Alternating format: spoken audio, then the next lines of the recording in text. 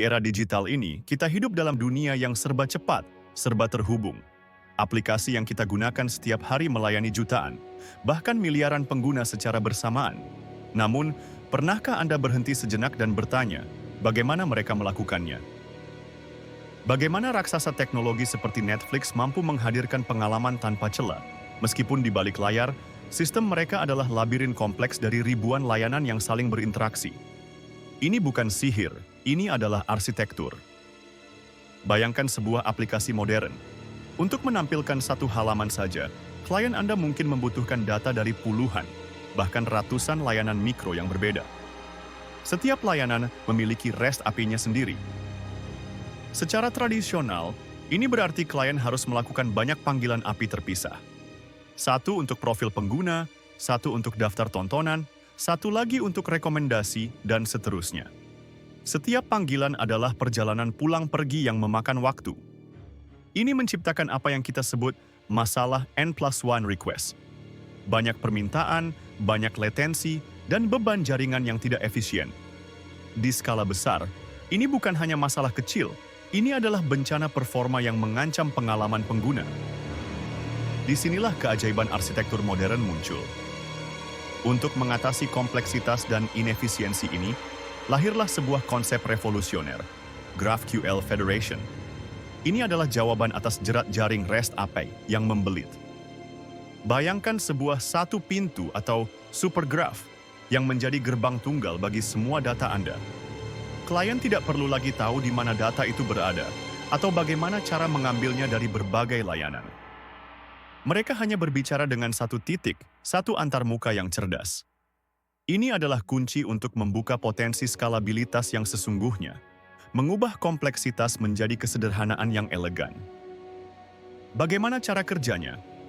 Di jantung GraphQL Federation terdapat sebuah gateway. Gateway ini bukan sekadar proxy, ia adalah orkestrator cerdas yang memahami seluruh skema data Anda.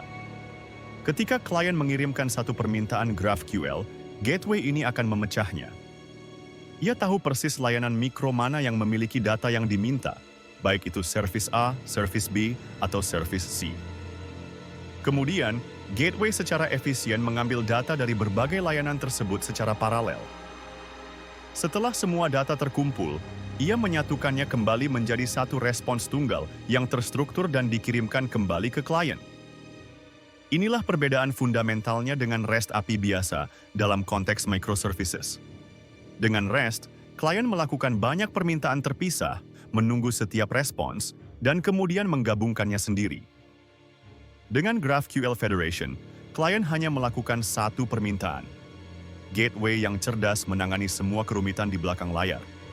Ini mengurangi latensi secara drastis dan mengoptimalkan penggunaan bandwidth. Bayangkan efisiensi ini diterapkan pada jutaan pengguna.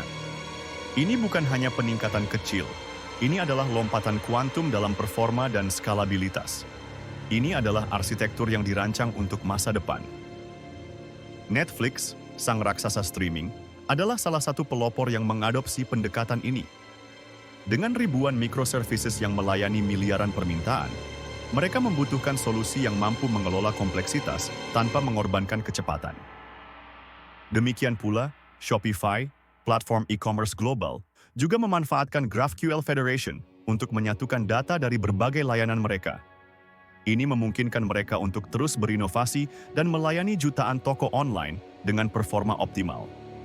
Kedua perusahaan ini membuktikan bahwa GraphQL Federation bukan sekadar tren, melainkan fondasi arsitektur yang kokoh. Ini adalah rahasia di balik kemampuan mereka untuk terus tumbuh dan beradaptasi. Jadi, apa yang kita pelajari dari rahasia microservices Netflix ini? Kita belajar bahwa skalabilitas bukan hanya tentang menambahkan lebih banyak server. Ini tentang mendesain sistem yang cerdas, efisien, dan adaptif. GraphQL Federation adalah salah satu pilar penting dalam arsitektur back-end modern. Ini memungkinkan pengembang untuk membangun sistem yang kompleks, namun tetap responsif, efisien, dan mudah dikelola. Ini adalah kunci untuk membangun aplikasi raksasa yang tidak hanya bertahan, tetapi juga berkembang pesat di tengah tuntutan pengguna yang terus meningkat. Ini adalah masa depan arsitektur back-end.